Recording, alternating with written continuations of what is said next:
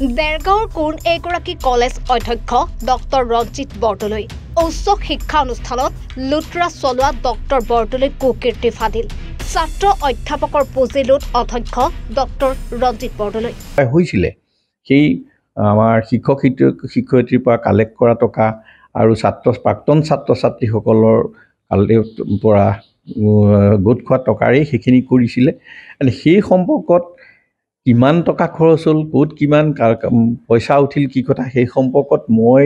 GB chairman হিচাপে মই ইমান অৱগত নহয় কাৰণ ৰাজহুৱা সভা জৰিয়তে মই কৈ আছোঁ গতিকে সেইখিনি পইচাটো এবাৰ এখন জিবি এই কথাটো মই তেখেতক উলিয়ালোঁ প্ৰশ্ন কৰিছিলোঁ যে এই পইচাবিলাক ক'ত কেনেকৈ কিবা খৰচ কৰা হ'ল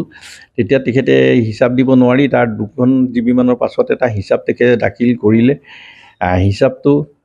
জিবিত পাছ কৰিলে আৰু সকলোৱে হ'ব বুলি ক'লে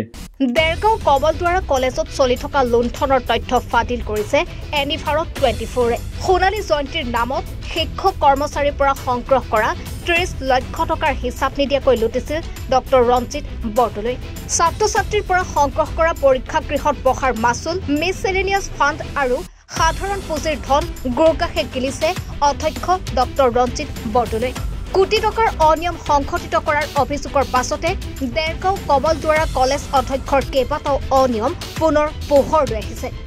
বিশ্ববিদ্যালয় অনুদান আয়োগৰ ধন আত্মসাতৰ অভিযোগ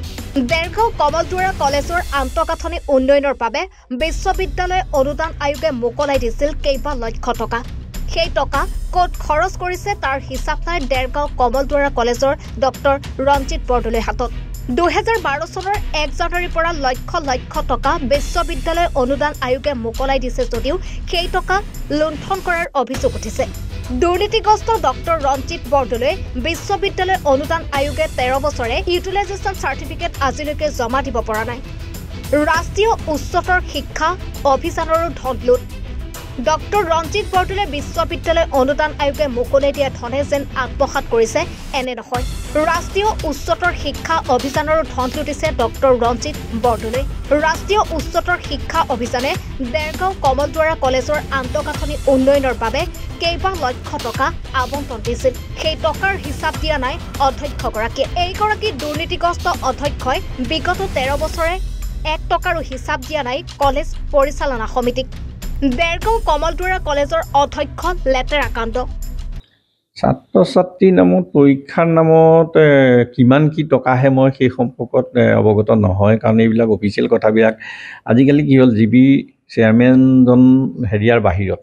কিছুমান কথাৰ বাহিৰত তেওঁলোকে ইমানখিনি কথাৰ ভিতৰত নাজানে কাৰণ জিবি চেয়াৰমেন সম্পূৰ্ণ এজন আউটছাইডাৰ তেওঁক মাতি নিয়া হয়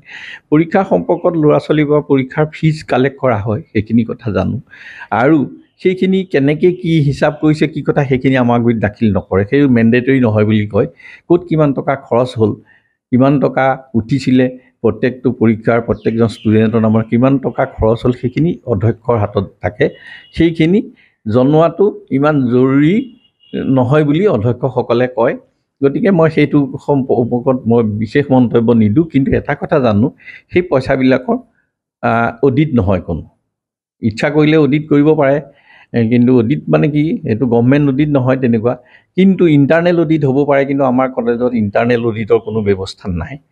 মই সেইটো প্ৰস্তাৱ দিছিলোঁ কিন্তু অধ্যক্ষই সেইটো প্ৰস্তাৱ নাকচ কৰিলে মই ইণ্টাৰনেল অডিটৰ এপইণ্টমেণ্ট দি পেলাই এই ভিতৰৰ ফাণ্ডবিলাক চোৱা চিতা কৰিবলৈ মই এটা মোৰ ফালৰ পৰা পৰামৰ্শ দিছিলোঁ এটা সময়ত কিন্তু সেইখিনি বাকী সেই গভৰ্ণিং বডি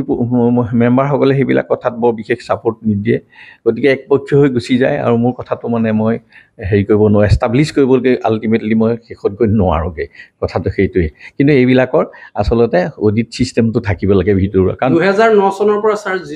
নিজৰ দায়িত্ব পালনত গাফিলতি কৰা অধ্যক্ষ বৰদলৈ কেৱল ধনেই ঘটিছে 2014 চনত মহাবিদ্যালয়খনে মহা ধুমধামেৰে পালন কৰিছিল